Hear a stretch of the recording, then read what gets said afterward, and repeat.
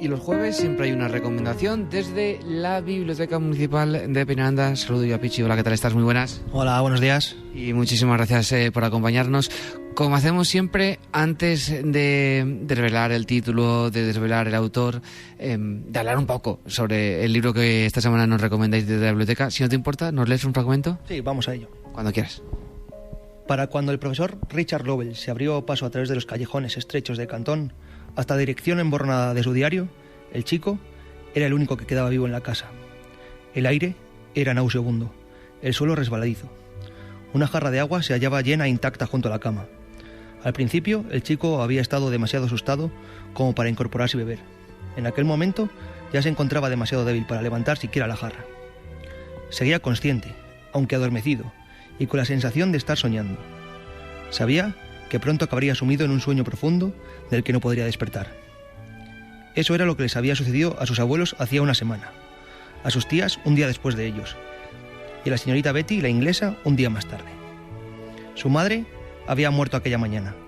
El chico se encontraba tendido al lado de su cadáver, contemplando cómo los tonos azules y violetas se le acentuaban aún más sobre la piel. Lo último que le había dicho era su nombre, 2 sílabas pronunciadas sin aliento. Después de aquello, el rostro se le había destensado y desencajado. La lengua se le había salido de la boca. El chico intentó cerrar los ojos lechosos, pero los párpados no dejaban de abrírsele. Nadie respondió cuando el profesor Lovell llamó. Nadie profirió un grito de sorpresa cuando tiró abajo la puerta principal, cerrada con llave debido a los ladrones que habían estado desvalijando las casas del vecindario. Aunque apenas tenía nada de valor en su casa, el chico y su madre querían pasar unas horas de paz antes de que la enfermedad acabara también con ellos. El muchacho oyó todo el alboroto en el piso de arriba, pero no le importó lo más mínimo. Para entonces, lo único que deseaba era la muerte. El profesor Lovell subió las escaleras, cruzó la estancia y se plantó delante de él durante varios minutos. No se dio cuenta, o prefirió no hacerlo, de que había una mujer muerta en la cama. El chico seguía tendido, a la sombra de aquel hombre, preguntándose si aquella figura alta y pálida, vestida de negro, había acudido a reclamar su alma. «¿Cómo te encuentras?», le preguntó el profesor Lovell. Al chico le costaba demasiado respirar como para contestarle. El profesor se arrodilló junto a la cama, sacó una fina barra de plata de su bolsillo delantero y la colocó sobre el pecho desnudo del chico. Este se encogió. El metal quemaba como el hielo. «Melaza», dijo el profesor Lovell, primero en francés y luego en su idioma. «Trickle». La barra emitió un fulgor blanquecino. De la nada surgió un sonido estremecedor, un zumbido, un silbido. El chico gimió y se ahuyó de costado, con la lengua moviéndosele de forma confusa en el interior de la boca. «Aguanta», murmuró el profesor. «Trágate lo que estás saboreando». Pasaron los segundos, su respiración se estabilizó. Abrió los ojos. Ya podía ver mejor al profesor Lovell.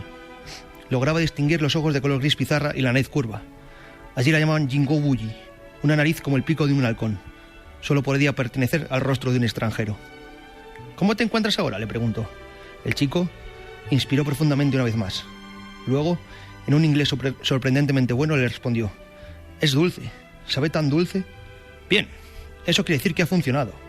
El profesor Lovell volvió a guardarse la barra en el bolsillo. «¿Queda alguien más con vida aquí?». «No», susurró. «Solo yo». «¿Hay algo que no puedas dejar atrás?». El muchacho guardó silencio un momento. Una mosca se posó en la mejilla de su madre y le trepó por la nariz. Quería quitársela de encima, pero no tenía fuerzas suficientes como para levantar la mano. «No puedo llevarme un cadáver», dijo el profesor Lovell. «Al menos no al sitio al que vamos». El chico se quedó contemplando un rato más a su madre. «Mis libros», pronunció al fin, «debajo de la cama». El profesor Lovell se agachó debajo de la cama y sacó 4 volúmenes gruesos.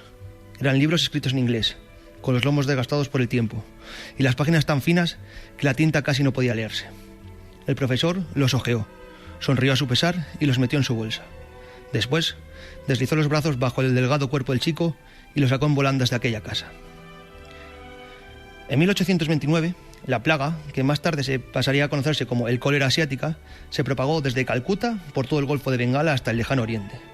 Primero por Siam, luego Manila, hasta acabar llegando a la costa de China en buques mercantes, donde los marineros deshidratados y con los ojos hundidos tiraban sus desechos al río de Perlas, contaminando las aguas en las que miles de personas bebían, lavaban la ropa, nadaban y se bañaban. Arrasó con Cantón como si fuera un maremoto, abriéndose paso a gran velocidad desde el muelle hasta las zonas residenciales del interior. El vecindario del chico había sucumbido a las enfermedades en tan solo unas semanas. Familias enteras murieron sin remedio en sus hogares. Cuando el profesor Lovell lo sacó de los callejones de Cantón, el resto de personas de su calle ya habían muerto.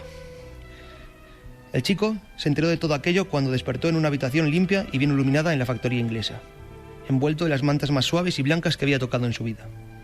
Estas le ayudaban a disminuir, aunque fuera un poco, su malestar. Tenía muchísimo calor y sentía la lengua en el interior de la boca como si fuera una piedra densa y arenosa. Le daba la sensación de estar flotando fuera de su cuerpo. Cada vez que el profesor hablaba, sentía unas punzadas insoportables de dolor en las sienes, acompañadas de unos destellos rojos. «Has tenido mucha suerte», le dijo Lovell. «Esta enfermedad mata casi todo lo que toca». El chico se lo quedó mirando, fascinado por el rostro alargado y los ojos de un tono gris pálido del extranjero. Si desenfocaba la mirada, casi parecía que aquel hombre se metamorfoseaba en un pájaro gigantesco, en un cuervo. No, más bien en un ave rapaz, algo despiadado y fuerte. «¿Entiendes lo que estoy diciendo?». El chico se humedeció los labios resecos y profirió una respuesta. El profesor Lovell meneó la cabeza. «En mi idioma, habla en mi idioma». Al chico le ardía la garganta. Tosió. «Sé que conoces mi idioma». El tono del profesor parecía ser una advertencia. «Habla». «Mi madre», jadeó el chico. «Se ha dejado mi madre atrás». El profesor Lovell no respondió. Se apresuró a ponerse de pie y se sacudió el polvo de las rodillas antes de irse. ¿Qué nos has leído, Vichy? Pues he leído la primera parte del primer capítulo de Babel, o La necesidad de la violencia, una historia arcana. ¿De qué trata? Os voy a contar primero de quién es. Es de una chica que es chinoamericana, que nació en 1996. Es una prodigio de la escritura y se llama Rebecca Kuang. Ha publicado ya 5 libros, aunque solo tiene 28 años, y ha ganado un montón de premios. Es conocida básicamente por la Guerra de la Amapola, que es una trilogía que ya la consideran una de las mejores sagas de fantasía de la historia. Yo he leído unos cuantos y son bastante buenos. También tiene algún libro corto de sátira literaria y crítica literaria. Por ejemplo, Amarilla, que trata de 2 chicas escritoras que una muere y la otra le roba todo lo que ha publicado. Ha ganado muchos premios como el Nebula y Locus, que son muy, muy importantes en fantasía. También ha estudiado en Estados Unidos y en Inglaterra traducción y estudios chinos, y por eso ha hecho estos libros así de lenguaje. Bueno, sobre el libro que nos recomiendas, sobre Babel. Babel es una fantasía o crónica histórica. No es un libro de fantasía como tal, como los conocemos, de Dungeons and Dragons, de dragones. No, esto es Inglaterra y China en el siglo XIX. La guerra del opio, la guerra de conquista de las colonias inglesas. En esta novela hay una torre de Babel, que es el Real Instituto de Traducción de Oxford, y allí es donde el profesor Lovell lleva a nuestro protagonista, que se llama Robin Swift.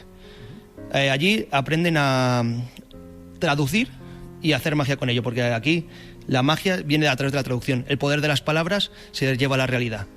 El protagonista, Robin Swift, es aceptado en la institución después de, como hemos visto, morir toda su familia y que un profesor le lleve allí.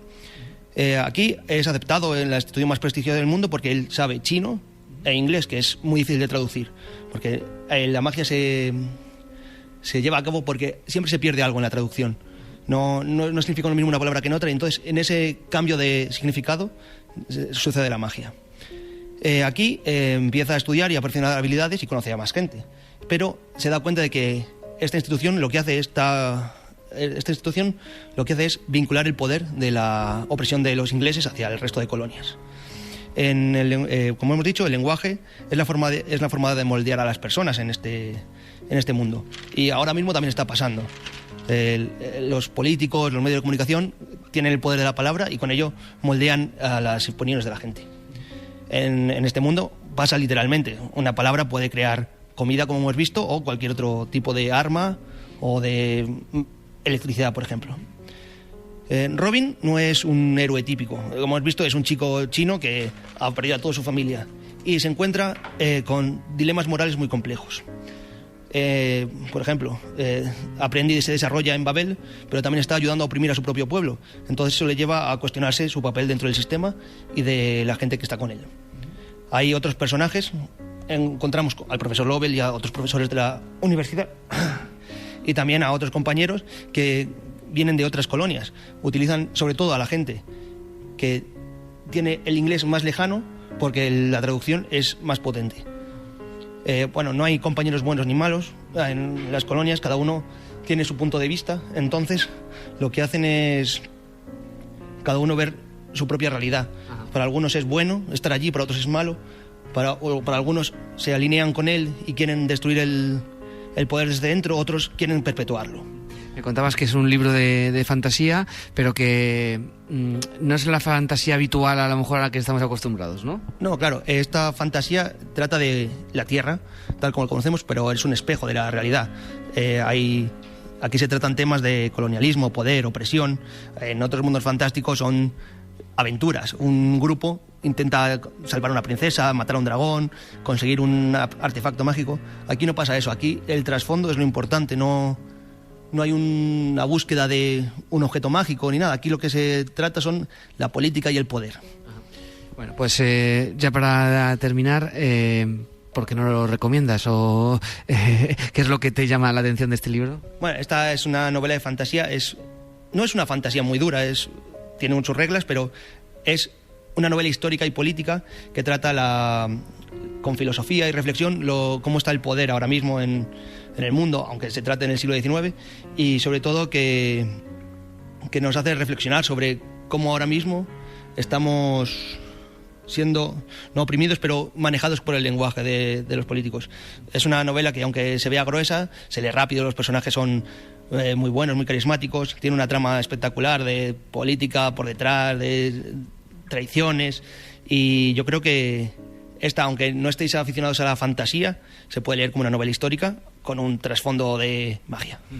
Pues Babel, la recomendación de esta semana desde la biblioteca, el libro que ya está en vuestras estanterías para aquel que quiera venir a tomarla. Oye, aprovecho que estoy contigo para preguntarte por una iniciativa que habéis lanzado con el inicio del año desde la biblioteca. ¿Es un reto que habéis lanzado? Sí, tenemos un reto lector del año 2025.